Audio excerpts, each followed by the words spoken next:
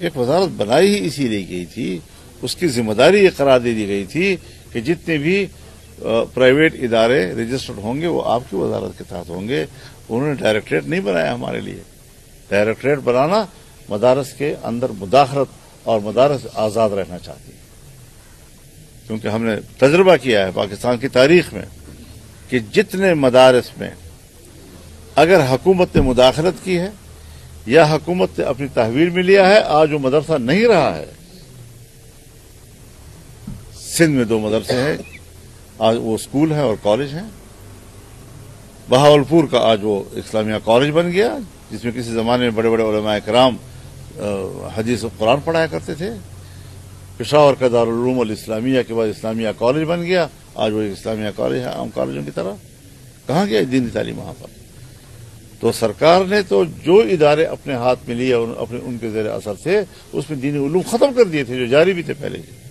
اب ہم اس پہ اعتماد کریں تو مدارس پہ جس طرح وہ مداخلت کے راستے ڈھونڈ رہے ہیں اور کسی طرح سے اس میں گھسنے کی کوشش کر رہے ہیں، لہذا اگر ہمیں آپ کوئی معاہدے یاد دلانا چاہتے ہیں تو یہ جو ابھی معاہدہ ہوا جس میں 26ویں ترمیم پاس ہوئی ہے اس میں یہ بھی شامل ہے.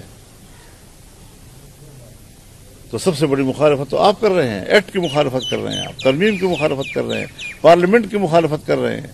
اور جو پارٹیاں اس کی تدوین میں ہمارے ساتھ موجود تھیں وہ کیا بہانہ بنائیں گی، اور جو ادارے اس میں ان پٹ دے رہے تھے اور ہمارے ساتھ انگیج تھے اس حوالے سے وہ کیا جواب دیں گے ہمیں. تو کب تم پر یہ راز کھلا، انکار سے پہلے یا کے بعد؟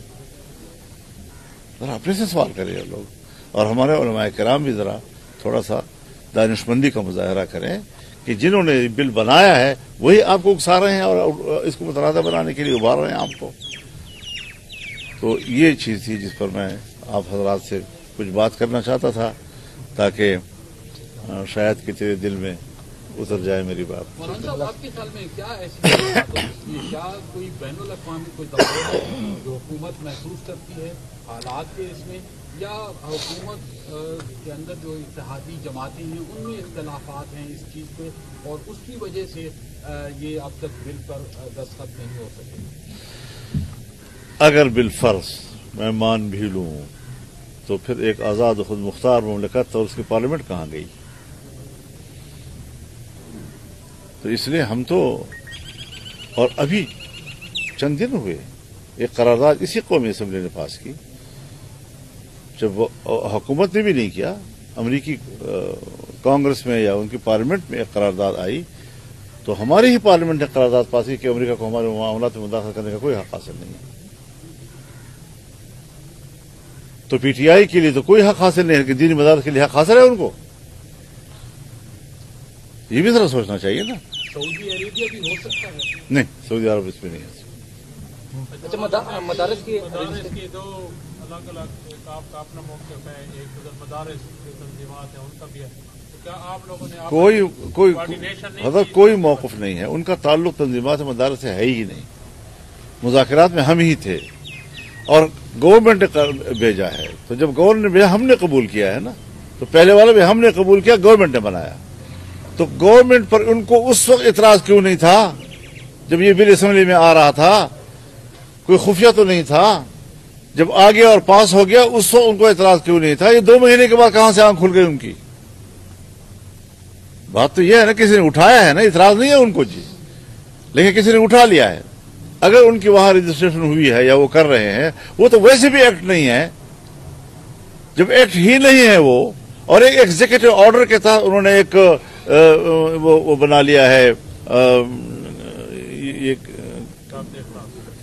ضابط اخلاق نہیں، یہ بورڈ جو بنایا ہے انہوں نے تعلیمی مدارس کے لیے جی، تو ڈائریکٹریٹ جنرل جو بنایا ہے، تو یہ ڈائریکٹریٹ جنرل تو ایگزیکٹو آرڈر کے تحت ہے.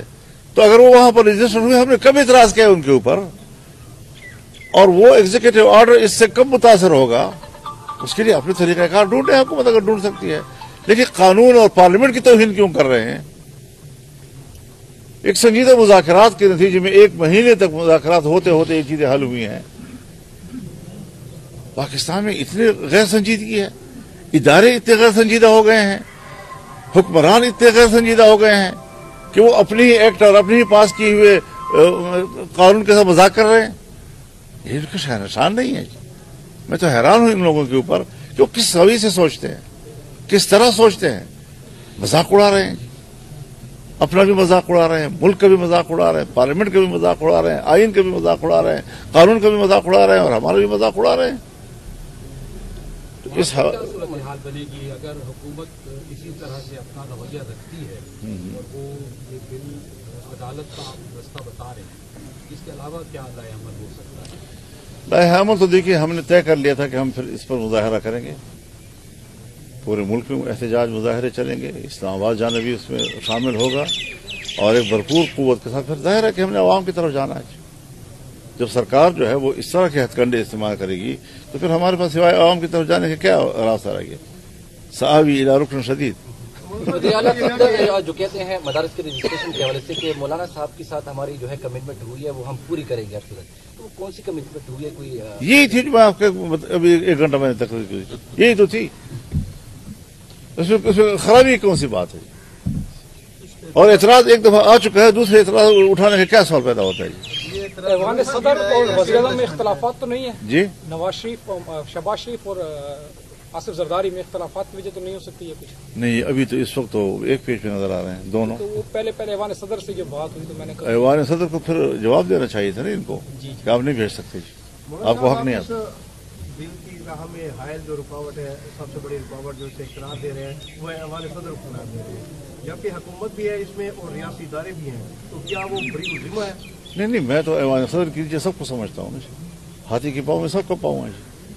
सदर की निगरानी में हुकूमत भी आ रही है, एजेंसियां भी आ रही हैं, सब सारी चीजें, क्योंकि आइन उसको इख्तियार देता है ना कि वो दस्तखत करेगा, एक दफा करेगा और 10 दिन के अंदर अगर न किया तो फिर उसको वो खुद ब खुद एक्ट बन जाता है, उसका नोटिफिकेशन गवर्नमेंट जारी करती है। जिस तरह के आरिफ अलवी साहब जो हैं उन्होंने किया और उसके बाद उन्होंने जब दस्तखत नहीं किए तो उन्होंने जारी कर दिया, तो उस पर नज़ीर मौजूद है।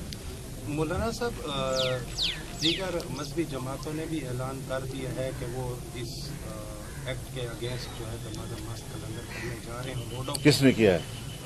TLP का सुन रहे हैं, नहीं, ऐलान कर दिया। कोई ऐलान नहीं। उन्होंने तो आप लोगों की कि हम मुश्तरका तौर पर मैं अर्ज कर रहा हूँ कि तमाम मकातब फ़िक्र ने मुकम्मल तौर पर तंजीमात मदारिस दीनिया और हमारे मौक़िफ़ की हिमायत की है और भरपूर तौर पर हमें हम जहद हिमायत हासिल है। जिन लोगों को उन्होंने बुलाया था उनके अपने घरों से आवाज़ें उठने लग गई कि हमारी तरफ ये बात मंसूब न की जाए। खत्म हो गई बात। आपका टारगेट भी डी चौक होगा जी, आपका टारगेट भी डी चौक होगा? ये छोटा सवाल है जी, बड़ा बड़ा सवाल कर रहे हैं आप सीनियर आदमी। ये आप सीनियर आदमी है। हुकूमत और तरीके काफी मुज़ाकरात हो रहे हैं इस तरह जी। बातचीत चल रही है, एक कमेटी भी तश्कील दे दी है तहरीक इंसाफ की तरफ से, तो आपका भी इसमें कोई किरदार? बातचीत तो अच्छी चीज़ है, बातचीत का तो हम इनकार नहीं कर रहे हैं, हमने भी बातचीत ही के जरिए मामला तय किए। अगर PTI और गवर्नमेंट के दरमियान बातचीत होती है और मुज़ाकरात से कोई चीज़ें सेटल हो जाती हैं, हम तो इसमें हायल नहीं हैं, हम तो खुद मुज़ाकरात के कायल लोग हैं।